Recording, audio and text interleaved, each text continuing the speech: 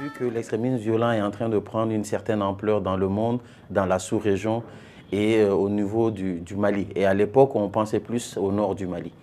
Et c'est pour cela qu'on a réuni les jeunes d'un peu partout, de toutes les régions du Mali, y compris Kidal. Actuellement, les actions sont en train d'être menées sur le terrain par rapport à l'extrémisme violent parce que c'est un phénomène maintenant où, que ce soit du nord ou du sud, tout le monde le vit et que ce soit n'importe quel pays, tout le monde est en insécurité par rapport à ça.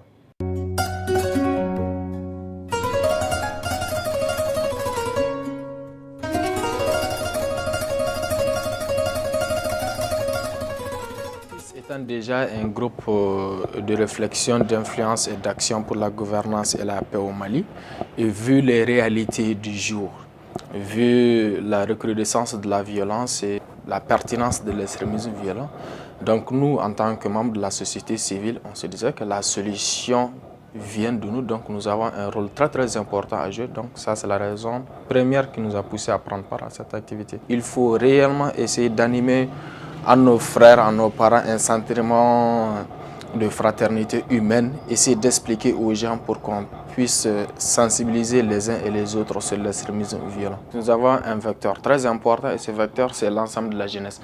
Nous sommes en train de travailler avec presque toutes les organisations de jeunes et une fois que la jeunesse est impliquée, c'est très facile de couvrir non seulement Bamako, mais l'ensemble du territoire malien et pourquoi pas même la sous-région. Parce que c'est une menace qui est là, qui concerne tout un chacun. Et nous voulons nous servir de la jeunesse pour toucher toutes les couches. Notre pays a été touché de plein fouet. Nous avons compris que la jeunesse devait prendre une part importante dans ce processus parce que ça ne touche pas seulement le Mali. Les autres pays limitrophes ainsi que les pays outre-mer sont touchés par cette extrémisme.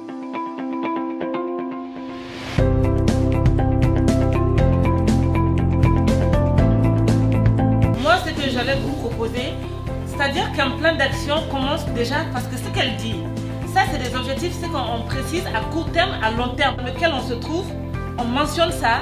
Maintenant les axes qui font partie de ce qui est à court terme, à long terme, on finit avec ça. En 2016, là, pour une restitution d'un atelier de novembre 2015, c'est vraiment pas réel. Là on dit il faut dire le contexte et tout, et on dit que c'est déjà là, le plan est déjà là.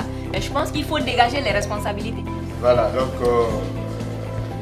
moi je commence d'abord par vous féliciter. Franchement, l'exposé là a été tellement brillant.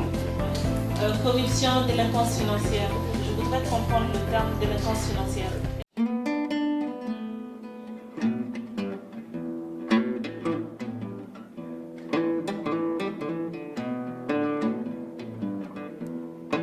Cette zone aujourd'hui, soit il faut être narcotrafiquant, il faut être djihadiste, ou il faut être affilié à un des mouvements armés. Les pays du G5 Sahel puissent adopter une politique globale de sécurisation de nos frontières parce que nos frontières sont poreuses et nous sommes dans une zone où d'un pays, on peut se retrouver à un autre et remonter jusqu'à d'autres pays qui ne sont même pas dans la zone.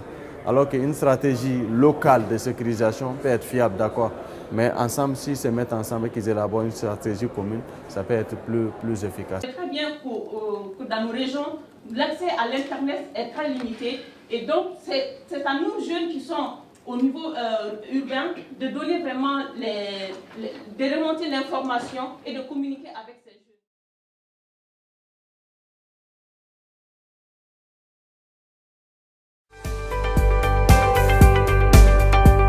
Autant qu'être humain, de venir ici et bien sûr travailler avec une organisation malienne pour rédiger une nouvelle stratégie qui va être plus préventive et qui implique tous les acteurs dans cette société pour vraiment contribuer à une paix durable pour ce beau pays. Tout ce qui touche le Mali touche les Niger.